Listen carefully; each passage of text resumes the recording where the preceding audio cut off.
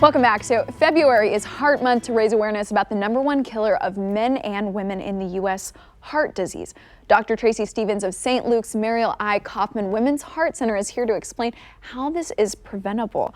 So welcome, first off, but what are some steps that women could do to really learn about heart disease and what we're trying to raise awareness about this month?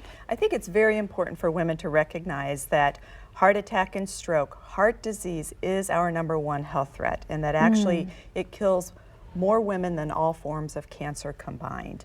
And the key is the best way to treat heart disease is to prevent it.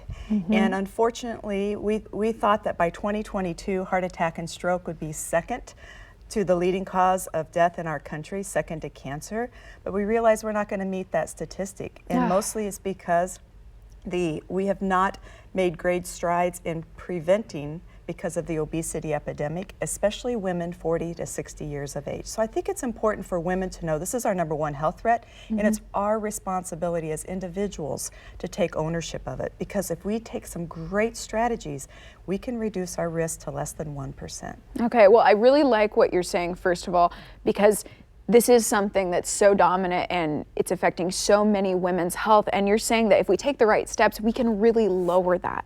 So when we talk about this, right, you think of a heart attack, but what are some other things that deal with heart disease that maybe would let us know, hey, I need to start taking control of my health right now? It's very important to know that it's not just about a good old America heart attack with the plaque formation, plaque rupture. There are some very unique conditions that are far more prevalent in women than men that can cause heart attack.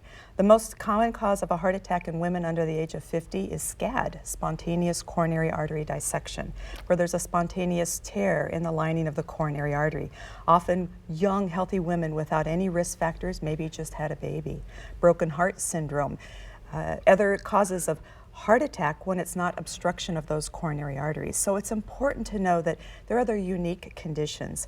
A epidemic rhythm in our country now, more prevalent in women, atrial fibrillation, congestive heart failure.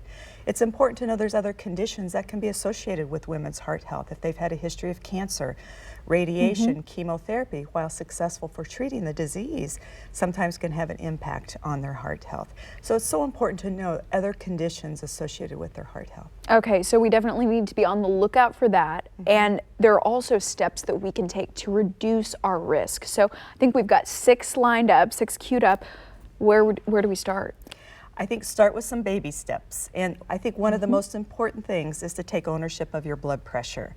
We each should self-monitor our blood pressure and know that it's under good control. It's the silent killer, so you don't know what it is unless you check it. And how often should we be checking that? If somebody wants to be consistent about this, do you recommend it once a week? I would say start just once a month. Check your blood pressure. If we set a ballpark figure, if it's 140 or the bottom number 90 or greater, check it more frequently, keep a diary, and then share it with your healthcare provider. And it's now second only to nicotine as the most preventable cause of heart attack and stroke. And then it's lifestyle, these things that require discipline. It's eat healthy, stay active, ideal body weight, don't smoke, limit alcohol, and avoid prolonged sitting. Sitting's the new smoking. Okay, so we got to stay active. Is there anything else where or maybe how women should seek treatment along with taking those preventative steps, but anything on the treatment side?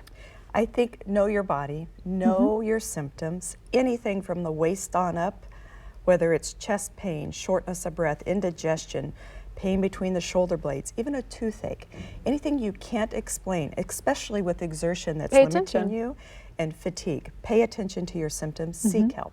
Okay, well, Dr. Tracy, thank you so much for all of those tips, and for more information about your heart health, or anything else, just visit stlukeskc.org.